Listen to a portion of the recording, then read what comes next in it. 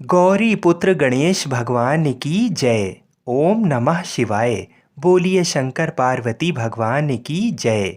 मित्रों, आज अश्विन मास के कृष्ण पक्ष का पहला सोमवार है और अश्विन मास में सोमवार की व्रत कथा को सुनने से अनंत फलों की प्राप्ति होती है। आज के दिन सोमवार व्रत कथा को सुनने से भगवान शिव और माता पार्वती प्रसन्न होकर सभी मनोकामनाओं को पूर्ण करते हैं और जाने अनजाने में किए गए पापों को भी नष्ट कर देते हैं। पितृपक्ष में इस पवित्र कथा को अवश्य सुनना चाहिए। आज मैं आपको सुना रहा हूँ सोमवार व्रत कथा और भगवान शिव और माता पार्वती की बहुत ही दुर्लभ कथा। तो आप सभी लोग पूरी श्रद्धा और प्रसन्न चित मन से इन कथाओं को पूरा अवश्य सुनिएगा। एक साहूकार था जो भगवान शिव का अनन्य भक्त था। उसके पास धन धान किसी भी चीज की कमी नहीं थी, लेकिन उसकी कोई संतान नहीं थी और वह इसी कामना को लेकर रोज शिव जी के मंदिर जाकर दीपक जलाता था। उसके इस भक्ति भाव को देखकर एक दिन माता पार्वती ने शिव जी से कहा कि प्रभु, ये साहूकार आपका अनन्य भक्त है, इसको किसी बात का कष्ट है तो आपको इसे अवश्य दूर करना चाहिए। शिव जी बोले, हे पार्वती, इस साहूकार के पास पुत्र नहीं है, ये इसी से दुखी रहता है। माता पार्वती कहती हैं कि हे ईश्वर, कृपा करके इसे पुत्र का वरदान दे दीजिए। तब भोलेनाथ ने कहा कि हे पार्वती, साहूकार के भाग में पुत्र का योग नहीं है। ऐसे में अगर इसे पुत्र प्राप्ति का वरदान मिल भी गया तो वह केवल 12 वर्ष की आयु तक ही जीवित रहेगा। ये सुनने के बाद भी माता पार्वती ने कहा, हे प्रभु, आपको इस साहूकार को पुत्र का वर देना ही होगा, अन्यथा भक्त क्यों आपकी सेवा या पूजा करेंगे। माता के बार बार कहने से भोलेनाथ ने साहूकार को पुत्र का वरदान दिया, लेकिन ये भी कहा कि वह केवल 12 वर्षों तक ही जीवित रहेगा। साहूकार ये सारी बातें सुन रहा था, इसलिए उसे ना तो खुशी हुई और ना ही दुख। वह पहले की तरह भोलेनाथ की पूजा अर्चना करता रहा। उधर सेठानी गर्भवती हुई और 9वें महीने उसे सुंदर से बालक की प्राप्ति हुई। परिवार में खूब हर्षोल्लास मनाया गया, लेकिन साहूकार पहले की तरह रहा और उसने बालक की 12 वर्ष की आयु का जिक्र किसी से भी नहीं किया। जब बालक 11 वर्ष की आयु का हो गया तो एक दिन साहूकार की सेठानी ने बालक के विवाह के लिए कहा, तो साहूकार ने कहा कि वह अभी बालक को पढ़ने के लिए काशी भेजेगा। इसके बाद उसने बालक के मामा जी को बुलाया और कहा कि इसे काशी पढ़ने के लिए ले जाओ और रास्ते में जिस भी स्थान पर रुकना वहाँ यज्ञ करते और ब्राह्मणों को भोजन कराते हुए आगे बढ़ना। वे लोग ये सब करते हुए ही आगे बढ़ रहे थे कि रास्ते में एक राजकुमारी का विवाह था। जिससे उसका विवाह होना था वह एक आंख से काना था। तो उसके पिता ने जब अति सुंदर साहूकार के बेटे को देखा तो उनके मन में आया कि क्यों ना इसे ही घोड़ी पर बिठाकर शादी के सारे कार्य संपन्न करा दिए जाएं। तो उन्होंने मामा से बात की और कहा कि इसके बदले में वह अथाह धन देंगे, तो वह भी राजी हो गया। इसके बाद साहूकार का बेटा विवाह की वेदी पर बैठ गया और जब विवाह कार्य संपन्न हो गया तो जाने से पहले उसने राजकुमारी की चुंदरी के पल्ले पर लिखा कि तेरा विवाह तो मेरे साथ हुआ है, लेकिन जिस राजकुमार के साथ भेजेंगे वह तो एक आंख का काना है।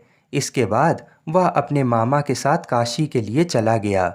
उधर जब राजकुमारी ने अपनी चुनरी पर यह लिखा हुआ पाया तो उसने राजकुमार के साथ जाने को मना कर दिया। तो राजा ने भी अपनी पुत्री को बारात के साथ विदा नहीं किया। बारात वापस लौट गई। उधर मामा और भांजे काशी पहुंच गए थे।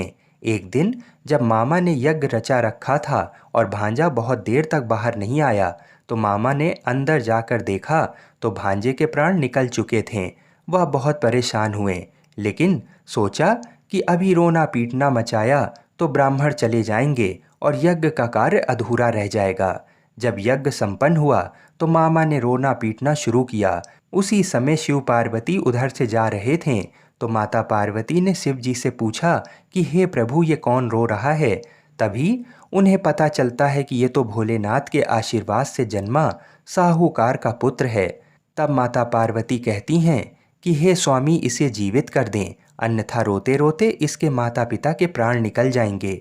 तब भोलेनाथ ने कहा कि हे पार्वती, इसकी आयु इतनी ही थी, सो वह भोग चुका। लेकिन माँ के बार बार आग्रह करने पर भोलेनाथ ने उसे जीवित कर दिया। लड़का ओम नमः शिवाय कहते हुए जी उठा और मामा भांजे दोनों ने ईश्वर को धन्यवाद दिया और अपनी नगरी को ओर लौट गए। रास्ते में वही नगर पड़ा और राजकुमारी ने उन्हें पहचान लिया। तब राजा ने राजकुमारी को साहूकार के बेटे के साथ बहुत सारा धन्य धान दे के विदा किया। उधर साहूकार और उसकी पत्नी छत पर बैठे थे।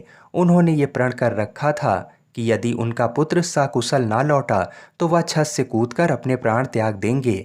तभी लड़के के मामा ने आकर साहूकार के बेटे और बहू के आने का समाचार सुनाया, लेकिन वे नहीं माने।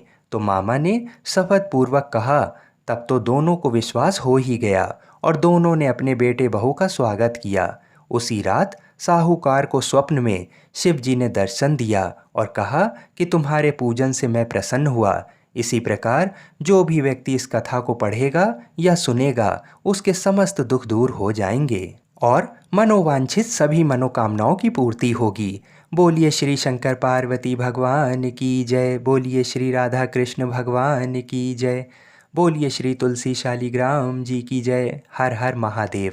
एक समय की बात है जब राम जी वनवास खत्म होने के बाद राज सिंहासन पर बैठे थे।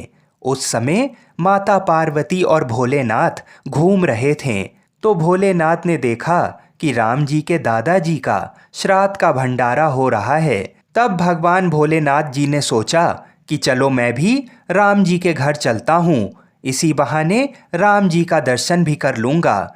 तो भोलेनाथ ने माता पार्वती से बोला, हे गौरा, तुम कैलाश धाम जाओ और हमारे लिए भोजन बनाओ, मैं थोड़ा देर से आता हूँ।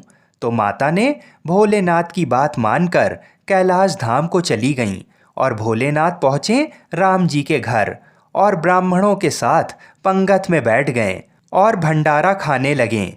तभी ब्राह्मणों को माता जानकी ने पेट भर भोजन खिलाया। उसके बाद सभी ब्राह्मण उठकर चले गए, लेकिन भोलेनाथ बैठे रहें। तो माता सीता लक्ष्मण जी की धर्म पत्नी माता उर्मिला से बोली, सभी ब्राह्मण उठकर चले गए। तो माता उर्मिला बोली, सभी ब्राह्मण उठकर चले गए हैं, केवल एक ही बैठा है। तो माता जानकी जी बोली, अच्छा कोई बात नहीं, थोड़ा भूखा होगा, इसे और भोजन खिला दो। तब माता सीता और माता उर्मिला सभी सखियां भोलेनाथ को भरपेट खाना खिलाने लगीं। भोलेनाथ खाते गए, लेकिन भोलेनाथ की भूख ना शांत हुई और वे भोजन खाते ही गए। माता जानकी के रसोई का सारा सामान खत्म हो गया, लेकिन भोलेनाथ उठे नहीं। तो माता सीता जल लेकर भोलेनाथ के पास गईं और बोली, बाबा पानी पी लो। तब भोलेनाथ बोले कि जब आधा भोजन खा लूँगा तो पानी पी लूँगा। अब माता सीता सोचने लगीं कि लो, अभी तो आधा भी नहीं हुआ है। माता जानकी ने फिर से सामान मंगवाकर उन्हें भरपेट भोजन खिलाया, लेकिन भोलेनाथ रुकने का नाम ही नहीं ले रहे थे। इतनी देर में माता कैकेयी आ गईं और बोली, क्या हुआ बेटी, तुम लोग परेशान लग रही हो। तो जानकी माता बोली, माता सभी ब्राह्मण उठकर चले गए, केवल एक यही बचा है जो उठने का नाम ही नहीं ले रहा है, अब मैं क्या करूं। तो माता कैकेयी ने फिर से सामान मंगाया। इतने में भोलेनाथ ने आवाज़ लगाई, लेते आओ माता, बहुत जोर की भूख लगी है। तो माता जानकी जी बोली, बाबा अभी तो आटा सना है, थोड़ी पूड़ी पका लूँ फिर लेकर आती हूँ। तब भोलेनाथ जी बोले, आटा ही लेते आओ। अब तो भोलेनाथ ने सब आटा दाल चावल सभी को रसोई घर में जाने से पहले ही उसे ख़त्म कर दिया। माता सीता हार कर दौड़ी दौड़ी राम जी के पास गईं। तो राम जी बोले, क्या हुआ जानकी, इतनी परेशान क्यों हो। माता सीता बोली, सभी ब्राह्मण उठकर चले गए हैं, केवल एक ऐसा ब्राह्मण बैठा है जो सब भंडार को खाली करे दे रहा है। राशन मंगवा कर लाओ तो रसोई में जाने से पहले ही बोरियों को ही खत्म कर देता है। तो राम जी बोले, चलो मैं देखता हूँ कि कौन ऐसा है। राम जी गए तो देखते ही पहचान गए कि ये तो मेरे भोलेनाथ हैं। राम जी ने मन ही मन भोलेनाथ को प्रणाम किया और बोला, जानकी इनको कोई नहीं खिला सकता, इनको तो अन्नपूर्णा ही खिला सकती हैं। और राम जी ने मन ही मन माता पार्वती जी को बुलाया। तब माता पार्वती जी प्रकट होकर बोलीं, क्या हुआ श्री राम जी, आपने मुझे क्यों याद किया? तो राम जी बोले, माता ये बाबा तो उठने का नाम ही नहीं ले रहे हैं, जरा देखिए तो। माता पार्वती जी बोलीं कि इन्होंने तो कहा था कि पार्वती तुम कैलाश पर खाना बनाओ, दोनों साथ में खाएंगे, और स्वामी स्वयं यहाँ पे खा रहे हैं। तो माता पार्वती जी बोलीं, मैं देखती हूँ, रुको। और माता ने एक लड्डू भोलेनाथ जी की थाली में रख दिया। भोलेनाथ उस लड्डू को खाने लगें। अब तो भोलेनाथ खाते गए, लेकिन लड्डू खत्म हो ही नहीं रहा था। भोलेनाथ ने सोचा, ये लड्डू खत्म क्यों नहीं हो रहा है, और ये तो जाना पहचाना लड्डू लग रहा है। भोलेनाथ जी ने सोचा कि ये कौन सा लड्डू माता सीता उन्हें खिला रही हैं। तब उन्होंने नजर उठाकर माता सीता को देखना चाहा। तब सामने माथे पर लाल बिंदी लगाए स्वयं अन्नपूर्णा माता पार्वती खड़ी थीं। माता बोली, और कितने लड्डू रख दूं? माता पार्वती को देखते ही भोलेनाथ बोले, बस हो गया, और मेरा पेट भी भर गया है। भोलेनाथ उठ गए और सीताराम जी ने भोलेनाथ और माता पार्वती जी का बहुत बहुत आदर सत्कार किया। तब भगवान भोलेनाथ ने प्रसन्न होकर माता जानकी को अखंड सौभाग्यवती होने का वरदान दिया और दोनों जन अंतर ध्यान हो गए। बोलिए शंकर पार्वती भगवान की जय। आइए अब मनोकामनाओं को पूरी करने वाली दूसरी कथा को सुनते हैं। नारद जी ने एक बार भोलेनाथ जी की स्तुति करके पूछा, प्रभु आपको प्रसन्न करने के लिए सबसे उत्तम और सुलभ साधन क्या है? हे त्रिलोकीनाथ, आप तो निर्विकार और निष्काम हैं, आप सहज ही प्रसन्न हो जाते हैं। फिर भी मेरे जानने की इच्छा है कि आपको क्या प्रिय है। तब शिव जी बोले, नारद जी वैसे तो मुझे भक्त के भाव सबसे प्रिय हैं, फिर भी आपने पूछा है तो मैं बताता हूँ। मुझे जल के साथ साथ बिल्व पत्र बहुत प्रिय है। जो अखंड बिल्व पत्र मुझे श्रद्धा से अर्पित करते हैं, मैं उन्हें अपने लोक में स्थान देता हूँ। नारद जी भगवान शंकर और माता पार्वती की वंदना कर अपने लोक को चले गए। उनके जाने के पश्चात पार्वती जी ने शिव जी से पूछा, हे प्रभु, मेरी ये जानने की बड़ी तीव्र इच्छा हो रही है कि आपको बेलपत्र इतना प्रिय क्यों है। कृपा करके मेरी जिज्ञासा को शांत करिए। तब शिव जी बोले, हे शिवे, बिल्व के पत्ते मेरी जटा के समान हैं। उसका त्रिपत्र यानी 3 पत्ते ऋग्वेद, यजुर्वेद और सामवेद हैं। शाखाएं समस्त शास्त्र का स्वरूप हैं। बिल्व वृक्ष को आप पृथ्वी का कल्प वृक्ष समझें, जो ब्रह्मा विष्णु शिव स्वरूप हैं। हे पार्वती, स्वयं महालक्ष्मी ने शैल पर्वत पर बिल्व वृक्ष रूप में जन्म लिया था। इस कारण भी बेल का वृक्ष मेरे लिए अति प्रिय है। महालक्ष्मी ने बिल्व का रूप धरा, ये सुनकर पार्वती जी कौतूहल में पड़ गईं। पार्वती जी कौतूहल से उपजी जिज्ञासा को रोक ना पाईं। उन्होंने पूछा, देवी लक्ष्मी ने आखिर बिल्व वृक्ष का रूप क्यों लिया? आप ये कथा विस्तार से कहें। भोलेनाथ ने देवी पार्वती को कथा सुनाना शुरू किया। हे देवी, सतयुग में ज्योति रूप में मेरे अंश का रामेश्वर लिंग था। ब्रह्मा आदि देवों ने उसका विधिवत पूजन अर्चन किया था। इसका परिणाम ये हुआ कि मेरे अनुग्रह से वाणी देवी सबकी प्रिय हो गईं। वह भगवान विष्णु को सतत प्रिय हो गईं। मेरे प्रभाव से भगवान केशव के मन में वाग देवी के लिए जितनी प्रीत उपजी हुई, वह स्वयं लक्ष्मी जी को नहीं भाई। लक्ष्मी देवी का श्री हरि के प्रति मन में कुछ दुराव पैदा हो गया। वह चिंतित और रुष्ट होकर चुपचाप परम उत्तम श्री शैल पर्वत पर चली गईं। वहां उन्होंने तप करने का निर्णय किया और उत्तम स्थान का चयन करने लगीं। महालक्ष्मी ने उत्तम स्थान का निश्चय करके मेरे लिंग विग्रह की उग्र तपस्या प्रारंभ कर दी। उनकी तपस्या कठोरतम होती जा रही थी। हे परमेश्वरी, कुछ समय बाद महालक्ष्मी जी ने मेरे लिंग विग्रह से थोड़ा ऊर्ध्व में एक वृक्ष का रूप धारण कर लिया। अपने पत्तों और पुष्प द्वारा निरंतर मेरा पूजन करने लगीं। इस तरह महालक्ष्मी ने 1 करोड़ वर्ष तक घोर आराधना की। अंततः उन्हें मेरा अनुग्रह प्राप्त हुआ। मैं वहां प्रकट हुआ और देवी से इस घोर तप की आकांक्षा पूछकर वरदान देने को तैयार हुआ। महालक्ष्मी ने मांगा कि श्री हरि के हृदय में मेरे प्रभाव से वाग देवी के लिए जो स्नेह हुआ है वह समाप्त हो जाए। शिवजी बोले, मैंने महालक्ष्मी को समझाया कि श्री हरि के हृदय में आपके अतिरिक्त किसी और के लिए कोई प्रेम नहीं है। वाग देवी के प्रति उनका प्रेम नहीं अपितु श्रद्धा है। ये सुनकर लक्ष्मी जी प्रसन्न हो गईं और पुनः श्री विष्णु के हृदय में स्थित होकर निरंतर उनके साथ विहार करने लगीं। हे पार्वती, महालक्ष्मी के हृदय का एक बड़ा विकार इस प्रकार दूर हुआ था। इस कारण हरि प्रिया उसी वृक्ष रूप में सर्वदा अतिशय भक्ति से भरकर यत्नपूर्वक मेरी पूजा करने लगीं। हे पार्वती, इसी कारण बिल्व का वृक्ष, उसके पत्ते, फल फूल आदि मुझे बहुत प्रिय हैं। मैं निर्जन स्थान में बिल्व वृक्ष का आश्रय लेकर रहता हूँ।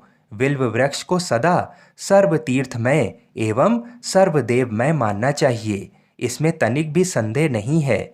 बिल्व पत्र, बिल्व फूल, बिल्व वृक्ष अथवा बिल्व काष्ठ के चंदन से जो मेरा पूजन करता है वह भक्त मेरा प्रिय है।